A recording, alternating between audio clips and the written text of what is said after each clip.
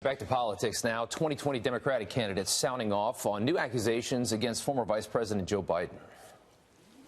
I believe Lucy Flores. I have no reason not to believe her. I believe Lucy Flores. We need to live in a nation where people can hear her truth. I have no reason not to believe Lucy. I'm not sure that one incident alone disqualifies anybody. All right, so Bernie Sanders there saying that one incident might not disqualify Joe Biden from being able to be the president of the United States. But Sanders came out pretty tough, along with the other Democrats, against Supreme Court Justice Brett Kavanaugh, saying that he should be disqualified immediately, that an investigation had to happen. So is there a double standard here on the response to these two different cases? Here to debate that, senior writer at the Heritage Foundation, Kelsey Bolar, and Democratic strategist Spencer Critchley. Guys, thanks so much for getting up early with us today. Kelsey, we'll start with you. Do you see a double standard here at this point after the weekend? I do, and I don't think this is a unique case where there is a double standard among Democrats when it comes to the Me Too movement.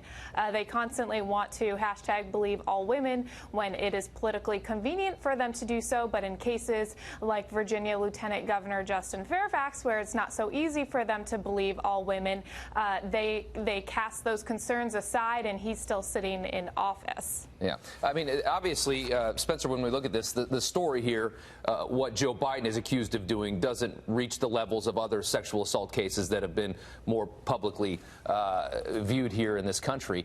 But, you know, this is another Democrat, so there's not really a political aspect to this. Is this pretty damning for Joe Biden? I think it's way too soon to tell, and I agree with you that based on what we know so far, although we do need to listen to Lucy Flores, like we do need to make sure we listen to all women who have reports like this, I think it's way too soon to tell just how serious this is. And I disagree that there's a double standard evident here. I think that most Democrats have been fairly consistent about this, which is that two things can be true at the same time. One, that unlike through history until very recently, we do need to listen to women. And two, at the same time, we need to follow due process, which has served us so well through our entire history. And I think that's basically what we're hearing from Bernie here, and what I hope we'll hear from all Democrats and from everybody. Let me stay with you just for a second. Bernie's saying that just one incident shouldn't disqualify you.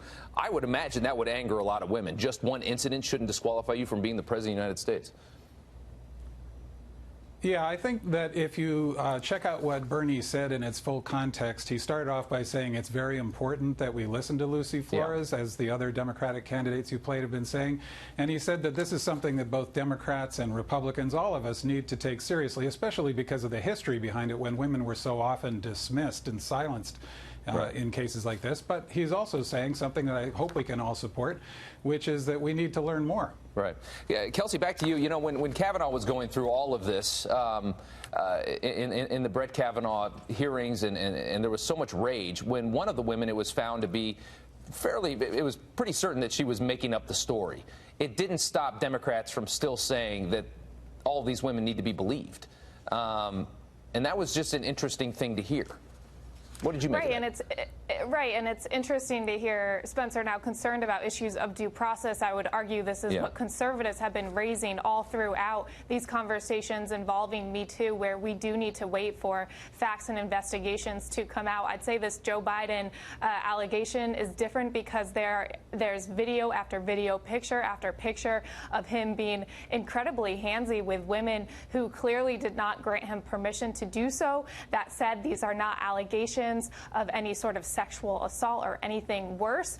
So we do need to take each allegation separately on its own. That's what conservatives have long been advocating for. But it's good to hear that Joe Biden is finally ready to listen to women, because this is behavior that he's been conducting all throughout his career. Yeah. And then you have Bernie Sanders' campaign had some issues with this as well. It's a tricky subject, guys. We appreciate your time this morning. We do appreciate it. Thank you. Thank you.